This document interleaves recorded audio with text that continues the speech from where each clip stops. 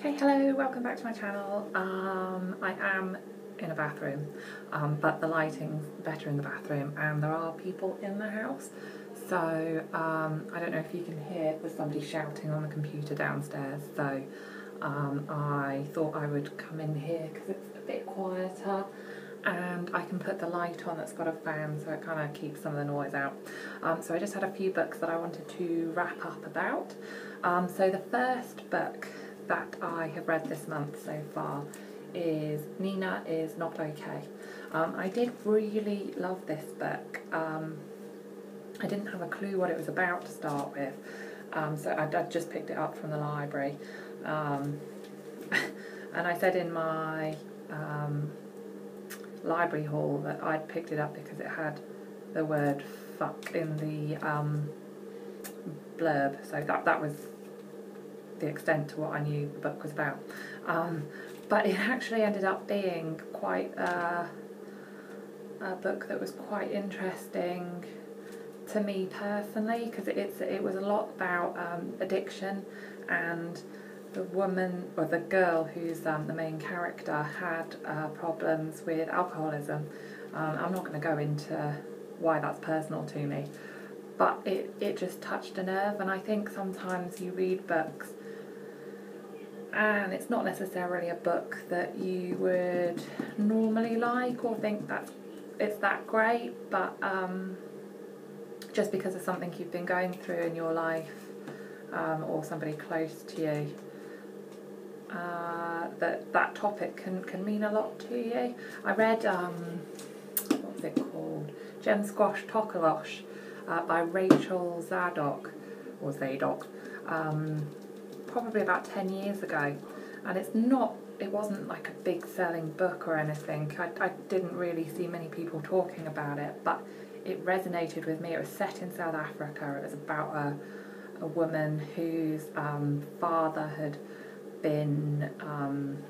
gone off and had an affair and left their mother, and everything just resonated at the time. I think if I read it any other time I probably wouldn't have enjoyed it that much, but because of that I really loved this book.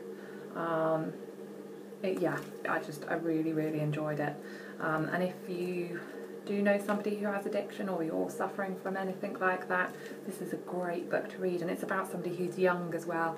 Normally if they write about an alcoholic, it's a 50-year-old man, so I thought that was quite good. My second book was the Robin Hood book, The Willful Princess and the Piebald Prince. I only picked this up because I want to try a Robin Hood book, but they're all massive, so I just picked that one up. I don't know whether it was the best one to try because it was just a short one, and it was more like a kind of fable, you know. It was just there was no sort of descriptive writing in it or anything. It was just a story like you'd hear a fairy story told. So I don't know whether it was the best one to read, but it was a fun read, and I think I might be tempted to pick up something else by her, so we'll see. Another one, this was one that I bought from Sainsbury's, was Lie With Me. It was another thriller, because I'm loving my thrillers at the moment. It was really good. It was probably my favourite thriller that I've read so far this year, and I've read a couple. What I did like about it was that it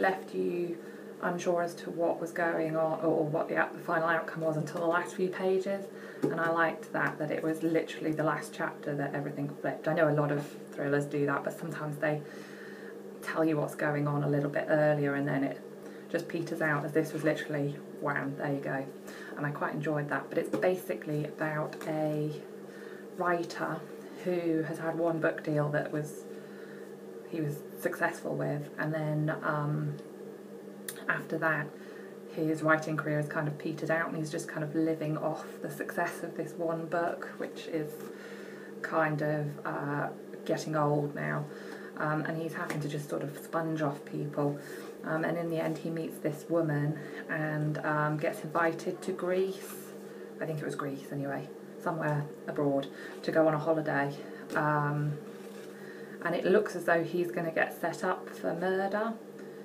but obviously loads of things come out and it's not the way it seems, but it's a really good read. And as I say, the twist is right at the end, which I loved, because all the way to the end I was like, what?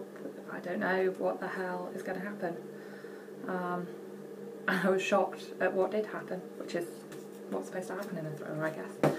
And then my final one was Where'd You Go, Bernadette? And that's by Maria Semple. This one I really loved because the character was just so quirky. The mother was just an awful mother, but funny at the same time. And I just needed something where the people were quirky. There were just bits of it though that were just so random, and I loved it. But anyway, this woman decides to run away, and it's written from the point of view of her daughter, who is probably in her early teens, and her mum is an architect, and she gets on a cruise to the Antarctic and she jumps off somewhere and they lose her. And it's really random, but it was good, and it was just the kind of humour that I like. There are a few bits that actually made me laugh out loud, which doesn't often happen in a book, but yeah, it was good. And the other thing I liked about it was that it's all written in like, I don't know if you can see, the lighting's actually not that great.